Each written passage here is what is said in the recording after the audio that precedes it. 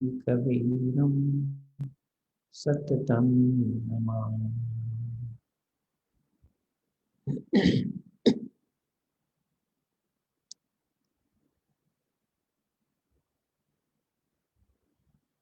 साहिब के इस पावन दरबार में प्रतिदिन संध्या का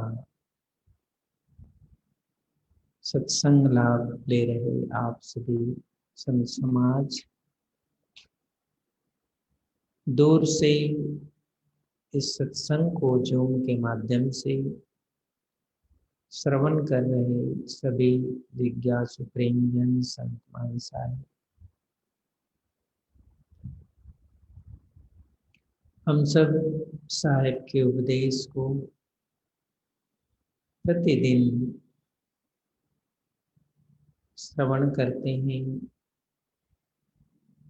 क्योंकि साहिब के जो वाणी वचन है वो कई प्रसंगों को लेकर है। उसमें शब्द है, रमैनी है, साखी है, भजन है, चाचर, बेली, कहरा, बसन, अनेक रागों में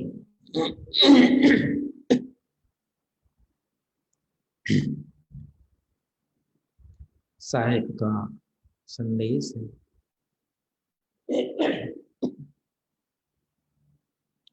आज हम सब ने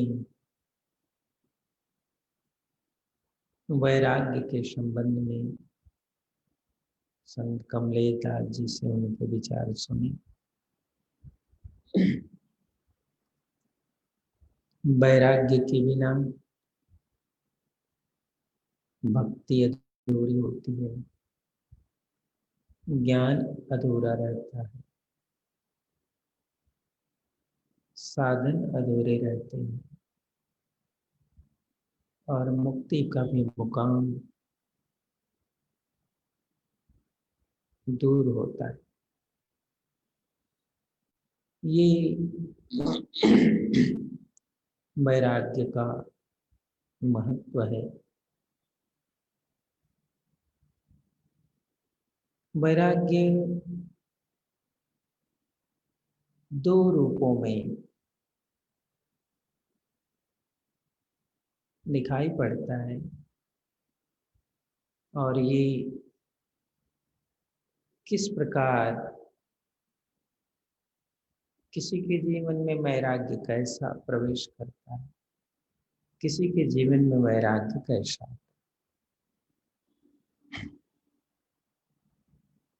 कभी कभी जब सत्संग होता है, लोग श्रवण करते हैं, ऐसे प्रसंग आता है कि भजन के लिए, साधन के लिए वैराग जरूरी है।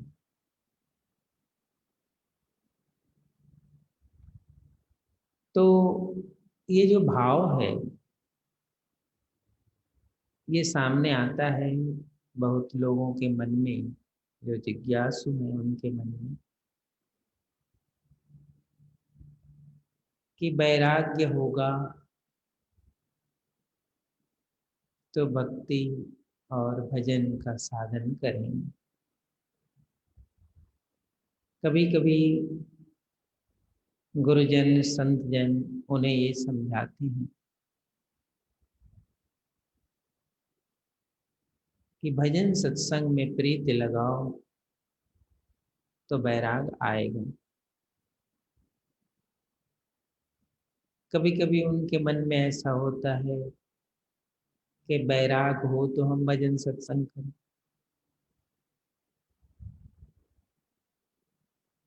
कोई ये मार्ग बताता है कि भजन सत्संग में लगो तो वैराग हो जाए।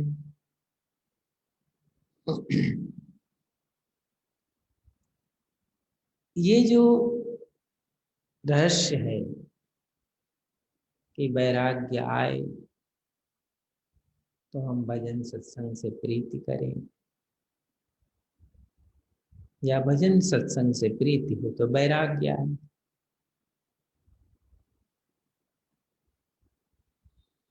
ये जो धारा है, दो तरह की धारा दिखाई पड़ती है। उसको जरा विधिवत और गंभीरता से आप समझें कि ये दो धारा किस तरह से।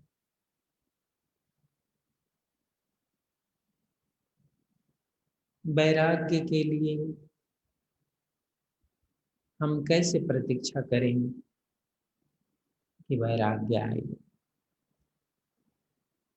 और जिनको जिनको भी वैराग्य आया है, जिनका हम स्टोरी सुनते हैं, महापुरुषों के, साधकों के, उनके जीवन में वैराग्य कैसे आए, तो अलग अलग कहानियां हैं, अलग अलग उदाहरण हैं। किसी के जीवन में किसी रूप में वैराग्य आया, किसी के जीवन में किसी रूप में आया, किसी के जीवन में किसी रूप में आया। एक ही तरह के वैराग्य नहीं आए।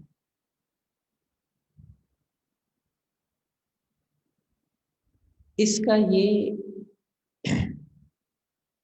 मतलब दिखाई पड़ता है कि वैराग्य का जो संबंध है वह जगत से तो है ही, हमारी चाहना से, हमारे सुख से, हमारे मन से भी उसका संबंध।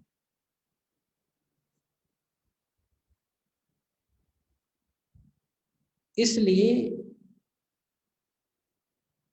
कि कभी कभी आदमी,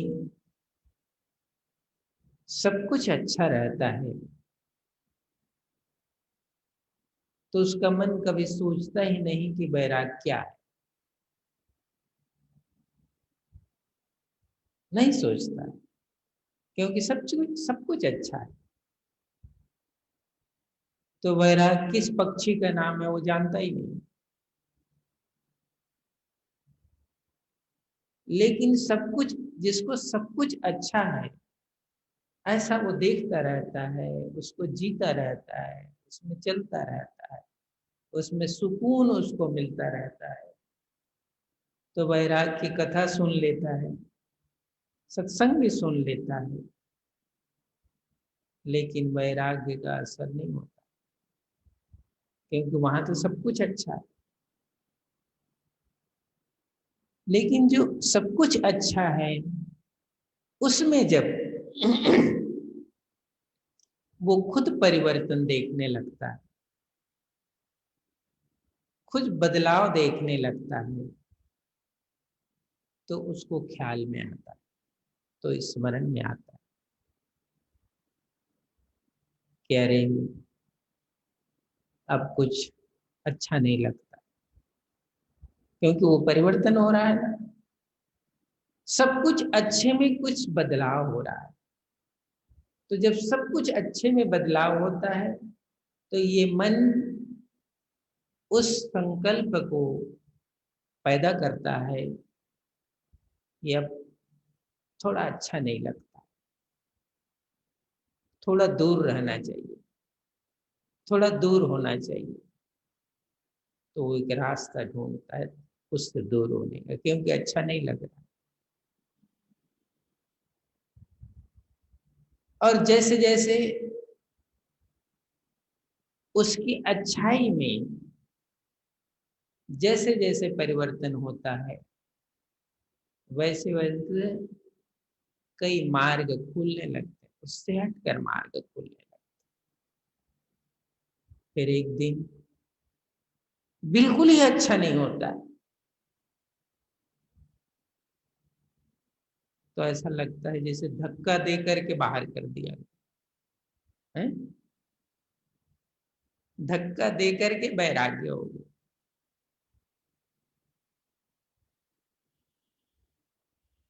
वैसे वैराग्य की बहुत ऊंचाई है, लेकिन ये स्टेज है। और पूरे वैराग्यवान जो महापुरुष हैं, उनके स्टेजों को आप देखना, उनके स्टोरी को पढ़ना, तो इसमें दिखाई पड़ेगा। कोई जीवन की प्रारंभिक अवस्था में वैराग्य को प्राप्त कर लिया, कोई जीवन की शुरुआत के कुछ क्षण बाद, कुछ लोग मध्य में और कुछ लोग अंतिम, ऐसे वैराग्य जीवन में आया। यहाँ वैराग्य का जो कारण है उसमें ये दिखाई पड़ता है, जब ऐसी अवस्था आती है, ऐसा समय आता है, तो वैराग्य किस रूप में आया? अच्छा नहीं लगने के रूप में वैराग्य का जन्म हुआ। मन नहीं लगता है इसलिए वैराग्य का जन्म हुआ।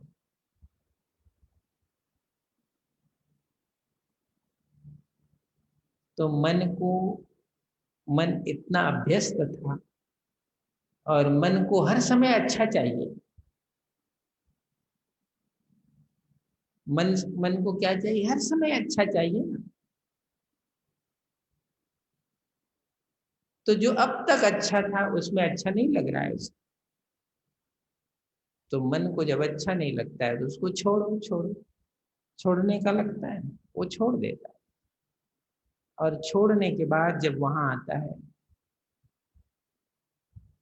तो उसके लिए लगता है कि एक वैराग्य का जीवन आ।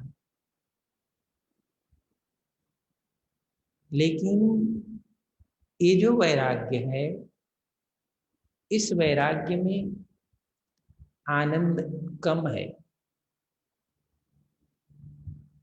क्योंकि ये वैराग्य किसी परिस्थिति ने तुम्हें पैदा कर दिया, उस परिस्थिति से वैराग आया, उसमें आनंद नहीं है।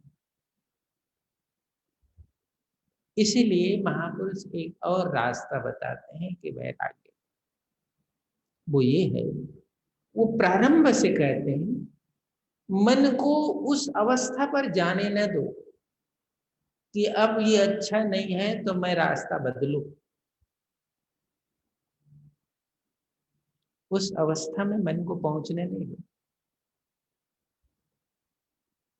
उस अवस्था में उस साधन के लिए प्रीति लगाओ जिसको हम सदगुरु के दिए हुए नाम सुमरन करते।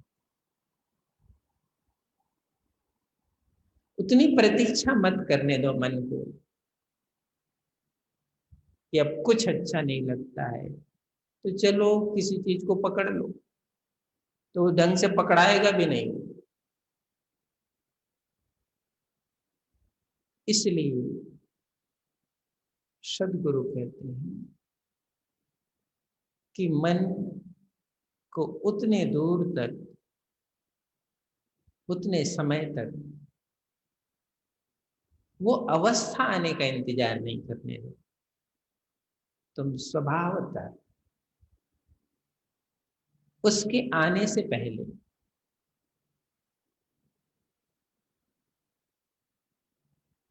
एक व्यक्ति था, सोया था गहरी नींद में। गहरी नींद में सोया, वो स्वप्न देख रहा था।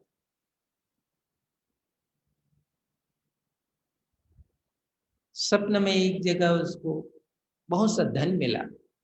वो धन को बटोर ही रहा था, भर रहा था जल्दी जल्दी जल्दी,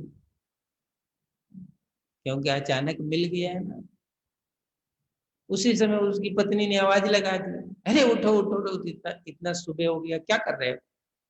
ऑफिस जाना है, यहाँ जाना है, वहां जाना है। वो खड़बड़ा कर उठ गया। उसको ऐसा लगा कि ये पत्नी बहुत बड़ी गलती कर दिया, इस समय मुझे नहीं उठाता तो पूरा ही भर लेता। प्रतीक्षा नहीं, ऐसी प्रतीक्षा नहीं होती, ऐसे वैराग्य नहीं होता। इसलिए सदगुरु कहते हैं कि उस वक्त आने तक, ऐसे वक्त आने तक यदि मन इस भांति से व्याकुल हो गया है तो उस मन में न भक्ति का आनंद बचता है, न वैराग्य क्या है उसको वो जानता है। और इसीलिए साहेब कहते हैं अवधू माया तजी न जाई। ये अवधू, ये माया जल्दी से तजी नहीं जाती है।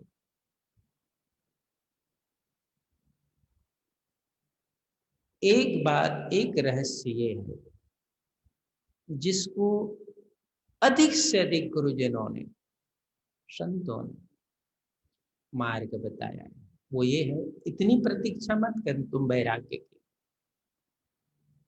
तुम सदगुरु के वचन को ध्यान में रखकर, सदगुरु के उपदेश को ध्यान में रखकर उससे प्रीति कर, उस नाम से, उस साधन से प्रीति कर। और जैसे जैसे उससे प्रीति होगी, वैसे वैसे जो वैराग्य का जन्म होगा वो तरोताजा होगा, वो आनंद को देने वाला होगा, और वहां वैराग्य हो ही जाएगा। क्योंकि उस नाम का आनंद ही इतना प्रभावी होगा कि उस आनंद के प्रभाव से इस साधन से तुम्हें वैराग्य हो ही। इसीलिए मैंने कहा ना, ये दो तरह के जो वैराग्य है, उसमें ये उत्तम मार्ग है कि उस अवसर और अवस्था का इंतजार मत करो कि सब कुछ अच्छा नहीं होगा तो मैं वैराग्य को प्राप्त करूंगा। नहीं, इसी अवसर को, इसी क्षण को हम सद्गुरु के नाम के प्रति प्रीति, लगन भाव से जागृत हो, वहां जागृति को प्राप्त करें, वहां वैराग्य का जन्म हो। और वो वैराग्य किसी अवसर के कारण नहीं आया, वो वैराग्य नया जीवन, और नया जीवन का जो वैराग्य होगा वो उतना ही आनंद को देगा।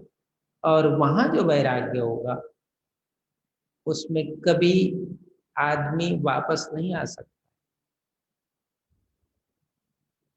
क्योंकि उस वैराग्य का वह रीजन नहीं है, वह अवस्था नहीं है, इसलिए वापस नहीं आ सकता वो वैराग्य। इसलिए मैंने पहले ही कहा था ना, बहुत से के मन में ये होता है कि वैराग आएगा तो भक्ति करेंगे, वैराग आएगा तो सुमरन करेंगे। और एक मार्ग वो है कि सुमरन करो, वैराग आएगा ही आएगा, ये मार्ग सही है। सुमरन से प्रीति लगाना, सदगुरु के नाम से प्रीति लगाना, और जब वहां उस प्रीति का जन्म होगा तो जिस वैराग्य की बात सभी महापुरुष करते हैं वो वैराग्य वहां आता है, उस वैराग्य का जन्म वहां होता है। और उस वैराग्य से ही जिस आनंद और ऊंचाई को वह शिष्य प्राप्त करता है, फिर उसकी पूरी महिमा उसके जीवन में बनती है। इसीलिए तो ऐसे महापुरुषों ने अपने सदगुरु की कृपा, उस नाम और सुमरन का गुणगान किया है कि हे सदगुरु, मैं धन्य था कि आप मुझे मिले, ये शब्द दिया, ये साधन दिया, और मैं इस साधन शब्द की ताकत से आज इस आनंद को उपलब्ध हूं। वो वैराग्य, तो ये हमने ये साथी सुने, बिना बैराग के मुक्ति नहीं, बिन बैराग न ज्ञान, बिन बैराग के भक्ति नहीं, बिन बैराग न जान। बोलो सदगुरु कबीर साहब।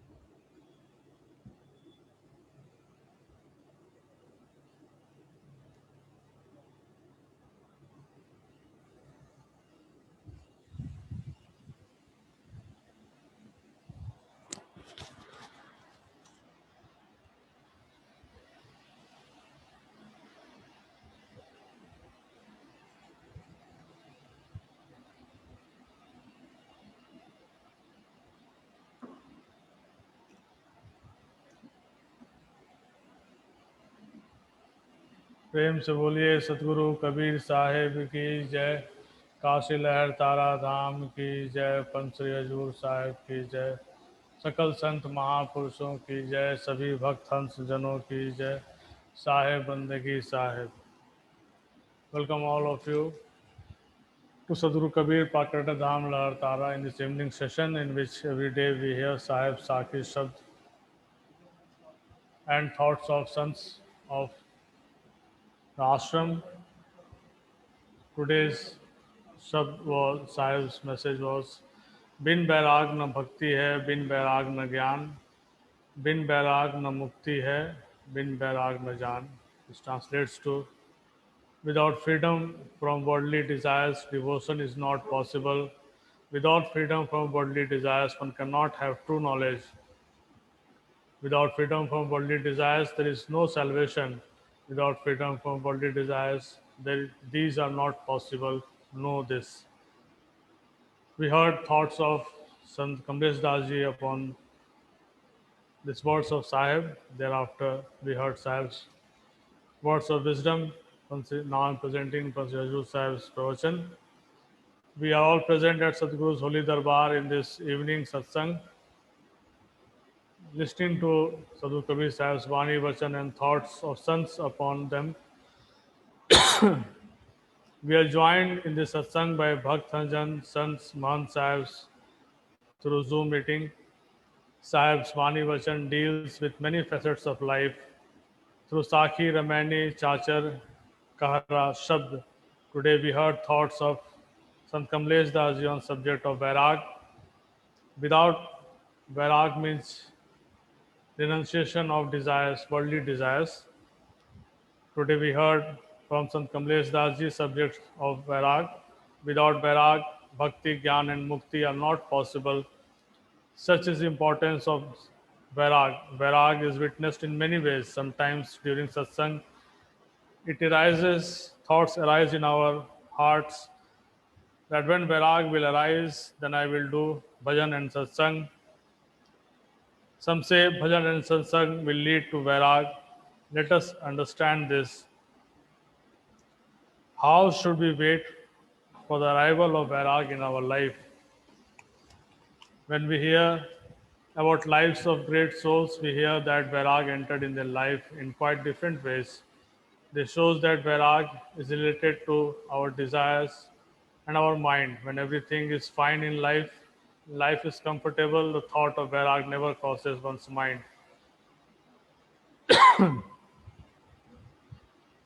Though he may attend satsang and bhajan, But when he starts seeing changes, alterations in his situation of comfort, though still comfortable, now mind starts prompting to keep away, to keep a distance from the surroundings of comfort. As one draws away from familiar surroundings, new doors start opening. Sometimes it seems as if one is forced on path of Vairag. When we see life of great souls, we find that there is no fixed time when it enters life. It may come at a young age or at an advanced stage. Mind always desires situation on its own terms. Sometimes one is forced on path of Vairag due to circumstances. Such form, such form of Vairag, though its fine, is not so enjoyable. Do not let mind wander to that state where it has to wait for a situation when it starts disliking the situation and then it decides to leave everything. Sahib says, Avdhu Maya Taji na jaye, which means it's very difficult to shed the Maya, the desires, the illusions. Do not wait for Vairag to enter. Keep Sadhguru's Vani in your heart, and slowly, as you start having affection with his words, Vairag will start entering your life. This is the best way to attain Vairag. Such Vairag has not entered due to some forced circumstances. From such form of Vairag, a person does not turn away. So it is not that when Vairag will come, then only you would do Sumran and Bhajan. Do Sumran and Bhajan of Sahib's Vani, Vairag is bound to come in your life. So we heard today's Sahib's message, Bin Vairag na Mukti hai, Bin Vairag na Gyan, Bin Vairag na Mukti, Bin Vairag na Jaan. With this, we come to the end of today's evening satsang and hope to meet you again tomorrow. प्रेम से बोलिए सदगुरु कबीर साहेब की जय, काशी लहर तारा धाम की जय, पंच हजूर साहेब की जय, सभी भक्त हंस जनों की जय, साहेब बंदगी साहेब।